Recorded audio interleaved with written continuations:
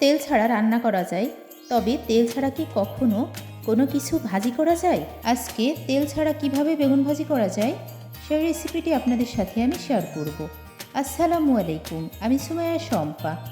তেল কিন্তু আমাদের স্বাস্থ্যের জন্য ভালো না।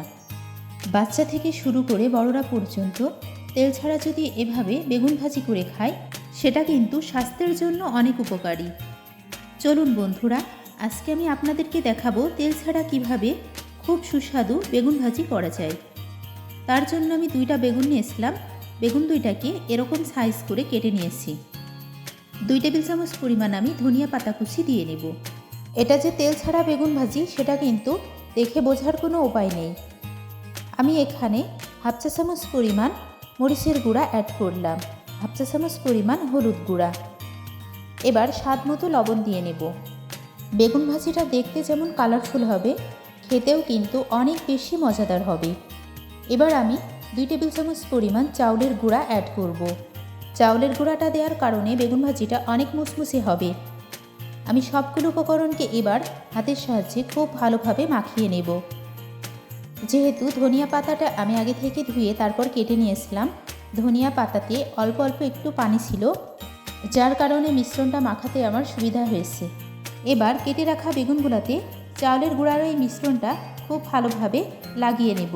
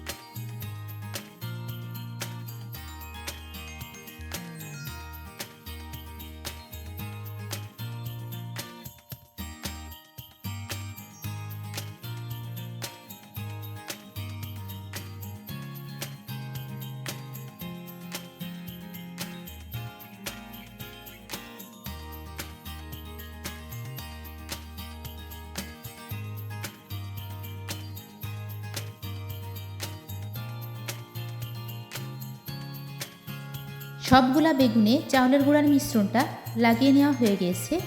এই পর্যায়ে আমি চুলায় একটা ফ্রাই প্যান বসিয়ে দিয়েছি। ফ্রাই প্যানটা গরম করে নিয়েছি। এই গরম ফ্রাই প্যানে আমি অল্প একটু তেল ব্রাশ করে নিচ্ছি। আর এই ব্রাশটাতে একটু পানি ছিল, যার কারণে তেলটা এভাবে একটু ফেনা ফেনা হয়ে গেছে। তবে আমি কিন্তু খুবই অল্প পরিমাণে তেল ইউজ করেছি এখানে। সামান্য এই তেল ফ্রাই প্যানে ব্রাশ করার কারণ হচ্ছে যাতে ফ্রাই প্যানটা পুড়ে না যায়। প্রথম পর্যায়ে আমি 4 পিস বেগুন ভেজে নেব। তারপর বাকি বেগুনগুলোও আমি ভেজে নেব। যেহেতু তেল ছাড়া বেগুন ভাজিগুলোকে মাঝে মাঝে কিন্তু একটু উল্টিয়ে পাল্টিয়ে দিতে হবে, তা না হলে বেগুনগুলা পুড়ে যেতে পারে।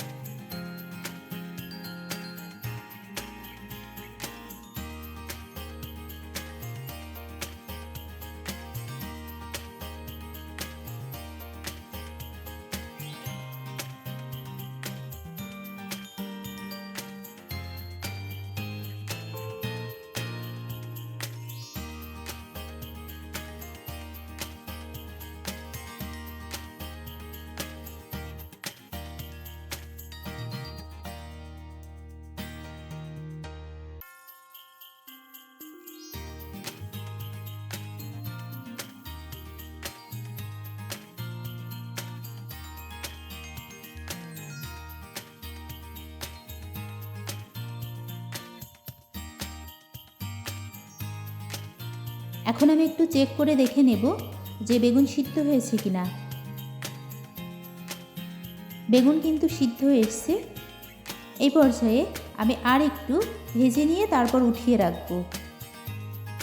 ভেজে নেওয়া বেগুনগুলোকে উঠিয়ে রাখলাম। এবার আমি বাকি বেগুনগুলোকে ভেজে নেব। ততক্ষণ আপনারা সঙ্গে থাকুন।